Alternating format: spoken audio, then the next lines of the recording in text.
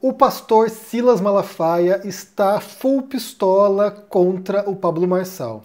Eu quero ouvir com vocês aqui uma fala do Silas Malafaia numa entrevista para Globo News e entendemos algumas coisas dessa fala aqui, porque ela vai muito além dessa disputa entre Marçal e Bolsonaro ou entre a direita, né, se fragmentando no Brasil. Isso aqui vai muito além mesmo. Vamos ouvir juntos, depois pensarmos algumas coisas a partir disso aqui. Vai lá, Silas Malafaia.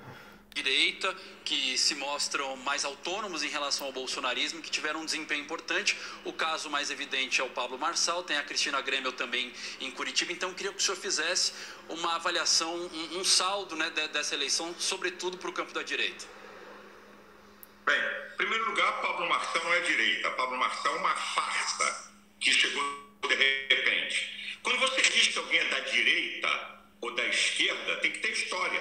Por exemplo, quando você olha a história, você tem Eduardo Campos, o governador que morreu. Tinha história. Ciro Gomes, história na esquerda. Quem é Pablo Marçal? Ele aparece em 2022, some, aparece em 2024. Então, não tem divisão. Ele é um oportunista que apareceu, não tem história nenhuma na direita. Que camarada é esse da direita que um dia depois de perder, diz que a metade dos eleitores dele vão votar em Boulos? Ele não é dono do voto desse pessoal e a pesquisa aí do Datafolha mostrou isso. Então, não é uma questão de divisão da direita. Eu acho que quem é legítimo, que tem história na direita, tem o direito de se candidatar, de vir a público se manifestar. Eu sempre vejo que toda unanimidade é burra. Então, se tem alguém na esquerda que não está com Lula, mas tem uma história na esquerda, é um direito. Se tem alguém na direita que não tem nenhum vínculo com Bolsonaro, mas tem uma história, é um direito. Eu acho que, no fundo, a direita, ela venceu. E quero dizer aqui, a direita vai estar toda unida agora no segundo turno contra a esquerda, não tenha dúvida nenhuma. O balanço é positivo para a direita. Vocês mesmos têm comentado, têm análises aí, porque a eleição já passou, então análises são verdadeiras. A direita teve proveito e saiu ganhando nessas eleições. Ora com gente onde Bolsonaro tem um vínculo grande, ora com outros que não tem vínculo com Bolsonaro. Essa aqui, para mim, é a realidade, uma síntese dessa história. Bem, para começar, tem um ponto aqui que te é obrigado a concordar com o Malafaia, né? Que o Marçal é um baita de um oportunista. Então, assim, ele vai usar todas as ferramentas e aquilo que ele precisar para obter o resultado que ele deseja. Então, de fato, ele é um oportunista. Agora, eu não entendo exatamente o que Malafaia quer dizer que para você ser de esquerda ou de direita tem que ter uma história, né? Eu não acho que isso faz sentido nenhum. Você pode, por exemplo, ser de uma posição política e, de repente, ter uma epifania e mudar sua posição e não ter nenhuma história pregressa em relação a certa militância e você adotar as ideias daquele grupo, daquele partido e passar a se identificar como esquerda ou direita. Então, assim, nesse caso aqui é uma bobagem que ele falou, né? Não tem nada a ver. Inclusive há histórias, né, de pessoas que são centristas, por exemplo. Tem até uma fala, acho que não sei se é um TED Talk, não, é uma fala do Bob Reich, que foi ministro do Trabalho do governo Clinton, e ele diz, olha, sempre fui centrista, mas muda governo, muda situação, muda, sabe, cenário político, e de repente me jogam para a direita, me jogam para a esquerda. E eu sou sempre centrista, ele diz ali, nessa palestra que ele está dando. Então, claro, você tem algumas situações que são mais difusas, mais ambíguas, e é difícil a pessoa se encaixar, ela adota ali certas posições, certas ideias de diferentes grupos, e talvez ali ela fique meio que num terreno mais cinzento, né? Mas essa história de ter um passado e poder identificar de acordo com a sua trajetória, isso não faz o menor sentido, porque você pode ter uma pessoa que acabou de entrar na militância e se identificar como direita ou esquerda. Então isso é bobagem completa. E eu pego esse trechinho desse vídeo aqui porque ele está, sabe, em sintonia com alguns vídeos que eu mostrei recentemente aqui, né, alguns trechos de debate, inclusive, no qual a questão de demarcação de direita e esquerda se tornou importante, né? No debate entre Jones Manuel e Kim Kataguiri, o Kim Kataguiri joga todo mundo para a esquerda, né? Então, assim, ele faz lá um pacotão e de repente você tem um monte de gente que não tem nada a ver com a esquerda, que na cabeça do Kataguiri virou esquerda, e daí o Jones responde dizendo o contrário, né? Então, assim, joga um monte de gente que é da esquerda para a direita, incluindo o PT. Então, para você ver como opera a cabeça de pessoas que estão mais para os extremos políticos, né? Extremos ideológicos, ou seja, eu sou o ponto de corte, eu sou a demarcação, a partir de mim todo mundo é o contrário. Então, assim, se a pessoa é extrema esquerda, todo mundo para lá é direita, e se a pessoa é extrema direita, todo mundo para lá é esquerda. E daí você põe ali, sabe, Pablo Marçal na cabeça do Silas Malafaia, possivelmente é de esquerda. E aqui entra no grande problema, que é dessa definição, dessas definições de esquerda e direita, porque você tem aqui definições que são contextuais historicamente, contextuais de acordo com cada país também, né? Na Suécia, por exemplo, o que é esquerda, né, no jogo político lá é diferente do que é esquerda e direita no Brasil, é diferente do que é esquerda e direita possivelmente no Irã ou na Coreia do Norte. Então, assim, é claro que o contexto vai ser muito importante para a gente poder definir aqui onde as pessoas, onde os grupos, onde os partidos se situam nessa disputa ideológica. E aí, só para pegar esse gancho, né, eu quero pegar um trechinho aqui de um vídeo que foi ao ar ontem, ontem, que é um vídeo do Humberto Matos, né, um web comunista, que fez um react ao debate, alguns trechos, né, do debate entre o Gustavo Machado e o Rocho. Eu falei sobre esse debate semana passada, não sei, foi semana passada, eu acho. Falei sobre esse debate, não, foi semana. Falei sobre esse debate aqui, e daí tem uns trechos que recortei, mas não esse trecho particular que o Humberto comenta. E aqui o título é Debate Comunista versus Liberal Trotskista, né? Trotskista, Gustavo Machado contra o anarcocapitalista Rocho. E aí ele comenta um trecho quando o Rocho afirma que depois da Revolução Francesa, na cabeça do Rocho, né, todo mundo é esquerda. Então, assim, não existe direita, a não ser a direita reacionária que ele entende que é a verdadeira direita, ou com a qual ele se identifica. E daí o Humberto faz um esforço para definir esquerda e direita na cabeça dele. Vamos ouvir juntos aqui e depois eu quero juntar com a fala do Malafaia, né? Vamos ouvir. A turma da direita é a turma que quer manter o que está aí. Manter o sistema, né? Ou, se não manter, mudar o sistema sem grandes rupturas. Adaptando o sistema que já existe às demandas, né? Enquanto que a esquerda é a classe que quer rupturas, quer superar o sistema. Então hoje, nós marxistas, tá? Não sei se o Gustavo Machado, mas enfim. O meu timezinho aqui classifica como esquerda aquilo que visa superar o modo de produção. Seja por qualquer via. Desde a via radical, revolucionária, até uma via reformista. Olha, nós entendemos que há necessidade de uma superação do capitalismo. Que o capitalismo ele não deve ser mantido. Isso é a esquerda. E a direita, portanto, é aquela que quer manter o capitalismo. Seja um capitalismo mais humanizado, né? Um capitalismo que também mude mais para se manter o mesmo, que o capitalismo é bom, só tem que corrigir alguns problemas, ou até aqueles que defendem o capitalismo sem pudor nenhum, sem amarra nenhuma, né? O capitalismo selvagem, etc. É tudo direita, tá?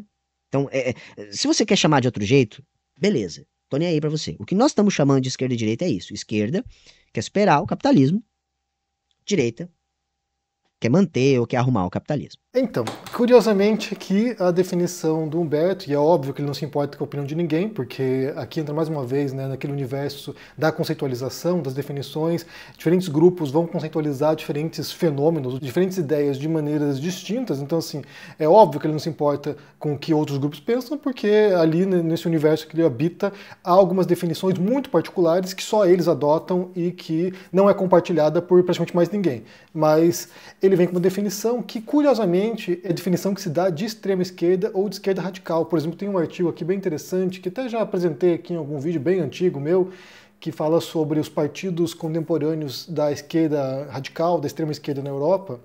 E aí a definição que o autor, que é o Luke March, dá sobre extrema esquerda é justamente esse ideal anticapitalista, seja de ruptura, seja de revolução, seja de superação por vias democráticas. Então, assim, a definição de extrema esquerda, feita por alguns grupos, na ciência política, por exemplo, é justamente a definição que o Humberto utiliza para a esquerda como um todo, né? Então, assim, para você ver como as visões nem sempre coabitam, né? Inclusive, ele fala que nós marxistas pensamos assim, e aí o marxista Gustavo Machado não pensa assim. Ele fala ali que ele acha que essas definições, né, que essas divisões entre esquerda e direita, elas não são funcionais para poder compreender o mundo, por exemplo. Ele fala nesse próprio debate ali que o Humberto está reagindo, inclusive, mais adiante nesse próprio react do Humberto. Ou, por exemplo, você tem lá o Michael Love, que também é marxista, né, até onde eu saiba, o Michael Love ele tem uma definição que não compactua com aquilo que o Humberto está dizendo, né? Ele entende que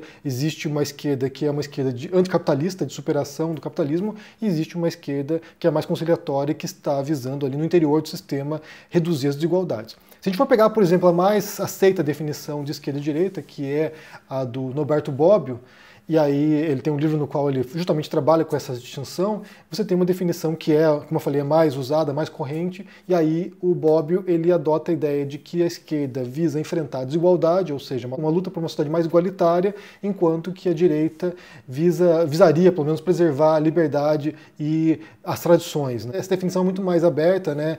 Ela abrange diferentes grupos ali nesses diferentes conjuntos ideológicos. E aí, claro, né, aí como você vai entender essa definição aí, também vai depender muito de onde você se situa nessa disputa ideológica e política, né? Mas é engraçado, né? É engraçado para mim perceber como de um lado você tem Malafaia ou o Roxo tentando cercear o que é ser de direita com base naquele ideal deles, né? Naquilo que eles compreendem como sendo os valores de direita, e excluindo todo mundo, jogando todo mundo para a esquerda, e como o Humberto e o Jones Manuel, por exemplo, também faz a mesma coisa, né? Eles entendem que esquerda somos nós aqui, né, nosso grupelho é a esquerda, e todo mundo fora disso é direita. É claro que essa definição, como ela é muito, sabe, maleável e ela é relativizável, eles vão ampliando e restringindo o alcance dessa definição de acordo com conveniência, né? Então, por exemplo, agora os comunistas possivelmente entendem que, o Eduardo Moreira, o pessoal do ICL, o Gessé Souza, ou mesmo o Felipe Neto são de esquerda, mas eles fazem exceções para me jogar, por exemplo, para a direita, para jogar Tabata Amaral para a direita, ou seja, eles fazem concessões. Eles aceitam certas pessoas porque é conveniente, porque ganham dinheiro com isso, porque tem algum benefício em fazer essa concessão, mas excluem pessoas que não fazem parte daquilo que eles chamam de aliados táticos, né? Que é uma expressão horrorosa que indica que eu vou usar você para os meus objetivos e uma vez que eu chegue nesse ponto, eu vou te jogar na fogueira. É isso, basicamente é isso. Esse termo quer dizer isso, né? E aí, nesse React, inclusive, é curioso porque muita gente ficou esperançosa que o Humberto e o Gustavo se façam as pazes, né? Façam as pazes porque eles tiveram ali, entendo, né, algumas desavenças. No caso do Gustavo, desavenças teóricas com o Humberto. O Humberto acho que ficou ressentido, ficou ali mais recalcado com as críticas sofridas. E aí, desde então, desde 2019, não sei, eles não se falam, né? Então, assim, o grupo do Humberto, o grupo dos leninistas não curtem o trabalho que é um trotskista, né? E aí o que acontece é que esse desejo de reconciliação me parece que não vai acontecer. Bem, eu não posso falar pelo Gustavo, pode ser que ele veja que seja conveniente ter aliados táticos nesse grupo, não sei se é esse o caso, mas não me parece que seja apenas uma divergência teórica nesse caso, uma divergência prática, uma divergência histórica, né? E aqui a gente tem que pensar no modo como essas forças, né, os marxistas-leninistas, os trotskistas, se desenvolveram ao longo do século XX e como foram gerando profundas divisões entre esses grupos, até porque, como eu falei, é uma questão prática, não é apenas teórica aqui. Você tem na história da Revolução Russa o Trotsky, que foi uma das lideranças na Revolução junto com o Lenin, era uma figura importantíssima, chegou a comandar lá, criar, né? Ele criou e comandou o Exército Vermelho, e aí quando o Stalin assume o poder, o Trotsky ele é jogado para escanteio, ele é expulso do partido, ele é, exilado na União Soviética e é morto, né? Morto por ordem do Stalin. E aí o que acontece é que os marxistas-leninistas, eles fazem um esforço absurdo, grotesco, vergonhoso de tentar redimir a personalidade do Stalin, né? Ele não era bem isso que estão falando, né? Ele não matou tanto assim. Então, nesse esforço de tentar redimir a imagem do Stalin, você tem um esforço de redimir o assassino, né? O cara que ordenou a morte do Trotsky. Então, me parece que os trotskistas estariam muito animados em dialogar com um grupo que tenta relativizar o papel que o Stalin desempenhou na perseguição e na morte do Trotsky. Então, como eu falei, a questão aqui não é apenas teórica, não é apenas, em questões programáticas, aqui tem a ver com a origem desses grupos, né, a formação desses grupos e o histórico desses grupos. Então, me surpreenderia muito se o Gustavo estivesse muito disposto a fazer pazes com marxistas-leninistas brasileiros, que, como eu falei, estão o tempo todo relativizando a história da União Soviética, os massacres perpetrados pelo Stalin, inclusive o papel que o Stalin desempenhou na perseguição dos trotskistas. E também não vejo nenhuma simpatia antipatia entre os leninistas com os trotskistas. Então, assim, eu entendo que a animosidade é mútua aqui.